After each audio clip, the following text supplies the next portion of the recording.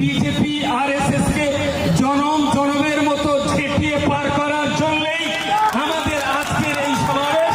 আমার আজকের এই জাতি। এই বাহাদুর লাগা দাঁড়াতে উঁচু করুন সবাই একটু করে বলুন তো, জয় বাংলা, আরএসএস হটাও, আরএসএস হটাও, দেশের শত্রু বিজেপি বাচ্চা, আরএসএস এর কালো হাত ভেঙে দাও। যারা বাংলা রক্ষা করার জন্য, বাঙালি জাতির অস্তিত্ব রক্ষা করার জন্য, মমতা ব্যানার্জি, অভিষেক ব্যানার্জির হাতকে শক্ত করার জন্য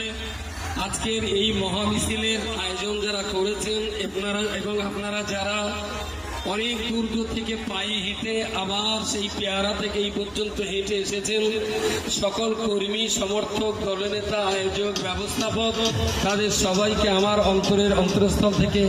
হার্দিক সংগ্রামী অভিনন্দন জানাচ্ছি। এই ভাষার বিভাজন চললে, হিন্দু সাম্প্রদায়িক শক্তিকে শেষ করার জন্য, বাংলা জাতি চললে, বাংলা হবে রবীন্দ্রনাথের জন্য, বাংলা হবে বঙ্কিমচন্দ্র চট্টোপাধ্যায়ের জন্য,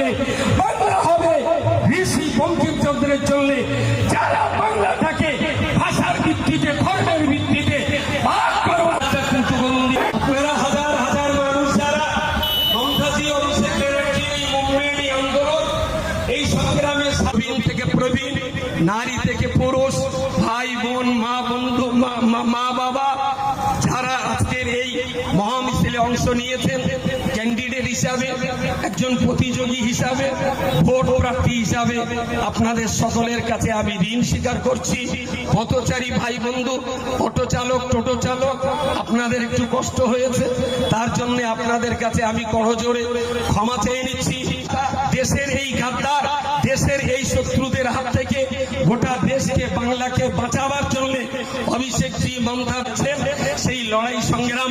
আরো দীর্ঘ জীবন যাতে তারা চালিয়ে যেতে পারে, তাই তাদের সুস্থতা কামনা করে, দীর্ঘ জীবন কামনা করে, আপনাদের মতো সংগ্রামী বন্ধুদের দীর্ঘ জীবন আর সুস্থতার জীবন কামনা করে